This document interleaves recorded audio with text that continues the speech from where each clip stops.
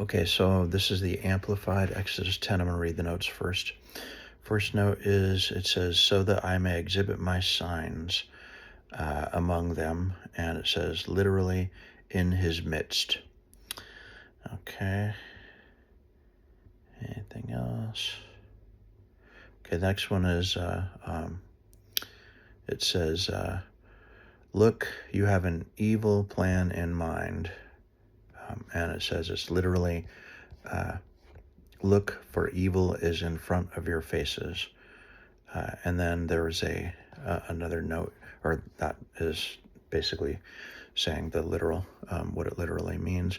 But here's a note regarding this section, which in the Amplified says, look, you have an evil plan in mind.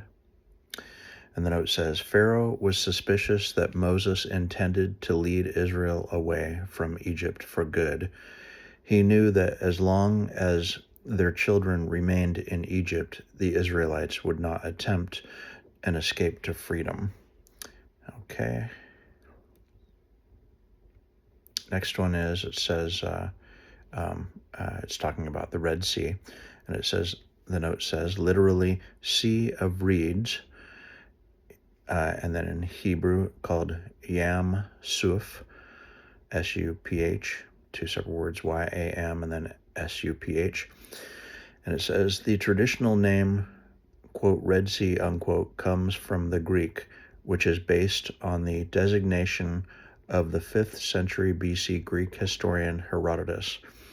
The famous historian, who was called the father of history, considered the sea part of the Indian Ocean, which he called the Red Sea.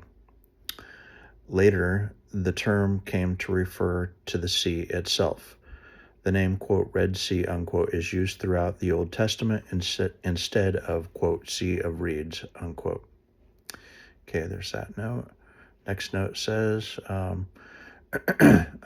it's regarding the section that says, then the Lord said to Moses, stretch out your hand toward the sky so that darkness may come over the land of Egypt. And the note says, one of the primary gods of the Egyptians was Ra, R-A, the sun god.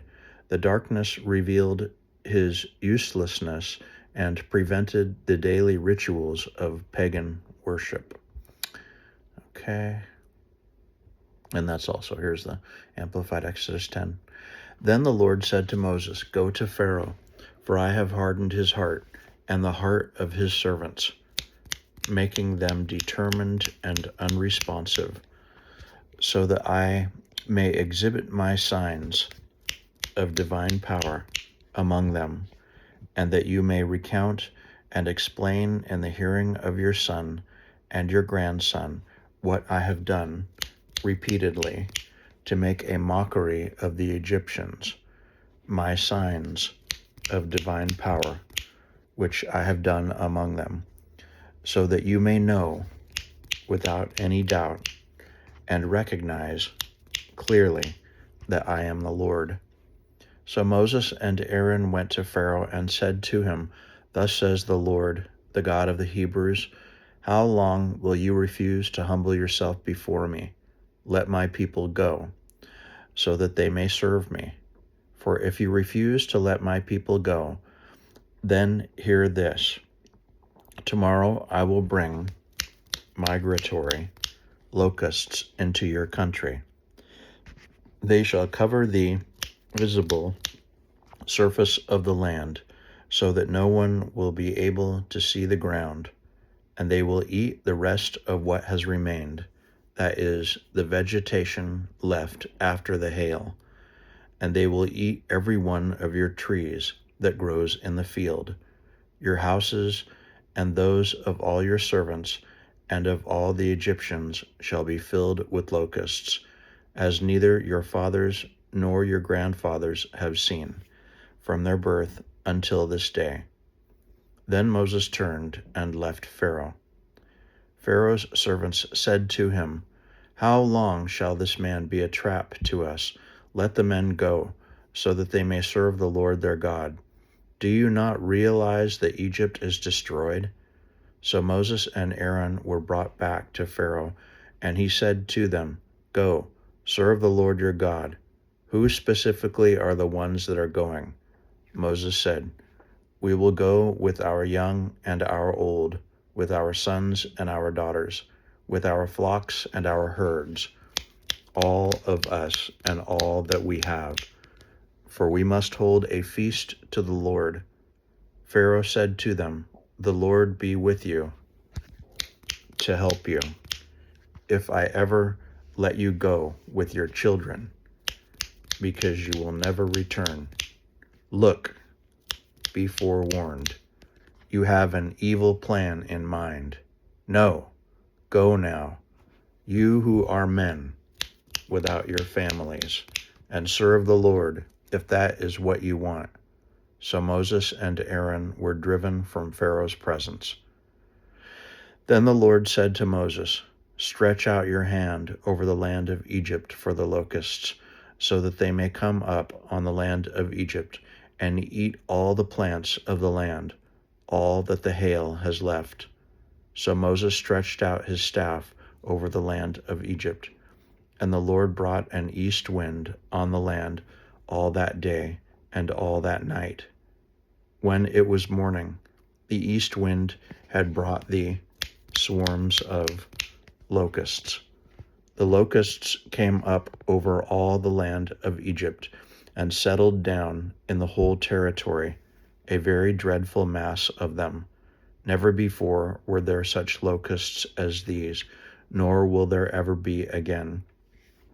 For they covered the visible surface of the land, so that the ground was darkened, and they ate every plant of the land, and all the fruit of the trees which the hail had left. There remained not a green thing on the trees or the plants of the field throughout all the land of Egypt. Then Pharaoh hurried to call for Moses and Aaron, and he said, "I have sinned against the Lord your God and against you. Now therefore, please forgive my sin only this once more, and pray and entreat the Lord your God, so that he will remove this plague of death from me." Moses left Pharaoh and entreated the Lord. So the Lord shifted the wind to a violent west wind, which lifted up the locusts and drove them into the Red Sea. Not one locust remained within the border of Egypt.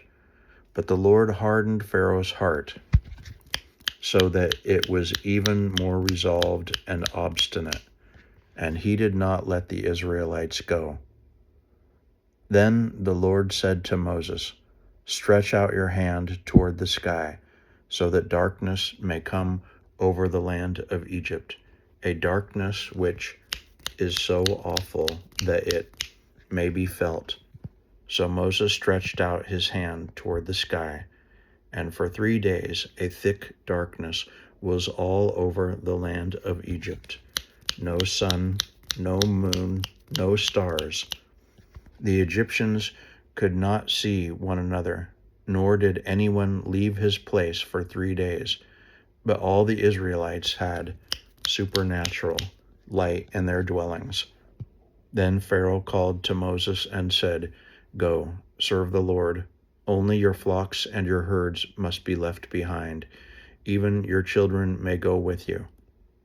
But Moses said, "You must also let us have sacrifices and burnt offerings, so that we may sacrifice them to the Lord our God.